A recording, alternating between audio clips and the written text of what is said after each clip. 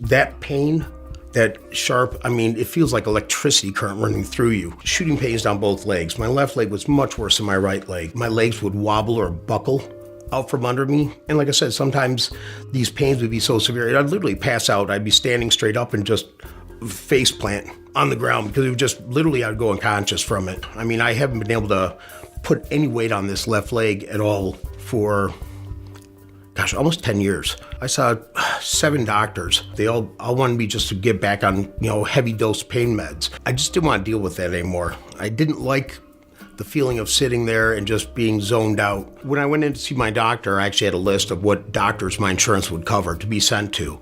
And he immediately, pointed out and recommended Dr. Fessler at the Michigan Head and Spine Institute. Dino was sent to me by his primary care physician. And his primary care doctor had been taking care of him for years. He had really ongoing severe back pain that had been just unremitting, and it traveled into his legs. He, on his pictures, had lumbar disc herniation, a ruptured disc. This picture on the left is a picture of the bottom of his spine. We each have 31 bones that make up our spine, and they're separated from one another by these little spacers. I'm outlining one with an arrow right now. And these are called discs, and they work like little shock absorbers. And I think that as we travel down, you can see that they're sort of white, but this one down here is not. This one is dark.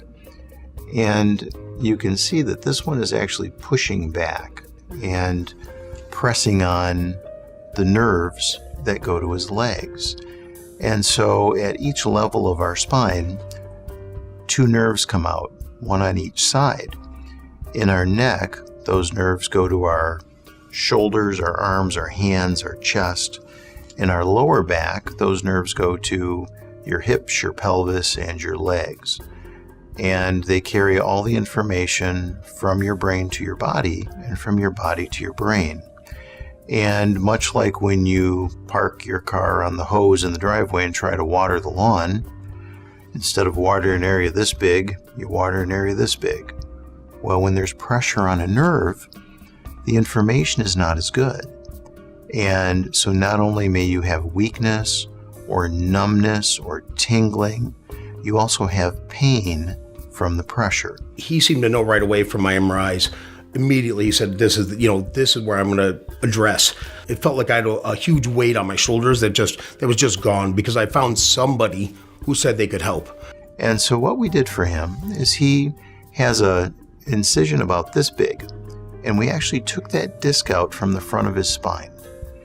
And we actually then made him a little taller. We raised that disc up to the height that it should be, and we put a spacer in there. And that spacer, you can think of almost like a concrete block. Concrete blocks can bear a lot of weight, and they're hollow in the center.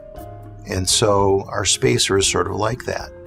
We fill that spacer with a little bit of bone marrow from his own bones, as well as a substance that helps bones grow together. We put that in there, and then we literally slide it into the space, and we hook it to the bone above and below. We're done. So this is the picture of Dino after his surgery, and this is him standing. And again, you can't see it well because it's what we call radiolucent, meaning the x-rays pass through it. But the device that we put between his bones, between this bone and this bone, has these little markers on it that allow us to see it and know that it's properly placed. And then this is the device that attaches to it, and we literally putting back together with screws because we can't put a cast on his back while it heals. So we use screws to hold things together, and these screws work and bear weight until his fusion occurs. And in most people, this bone will actually grow through this implant and into the bone below, and that will occur from 6 to 18 months after surgery. After that surgery, immediately in the hospital, I did not have that pain anymore. I've had that for so long. I was literally in tears because that pain was so bad and it was just gone. I've recovered way better than I ever hoped to. Not even 11 months ago, I had the surgery done. It blew me away how quickly I got back to work, and I never had a problem going right back to what I was doing. I want to thank Dr. Fessler for what he has done. He's given me my life back, and it's amazing. I feel like a brand new person, and I want to make sure other people out there know there is help out there. You just have to find the right person that can actually help you.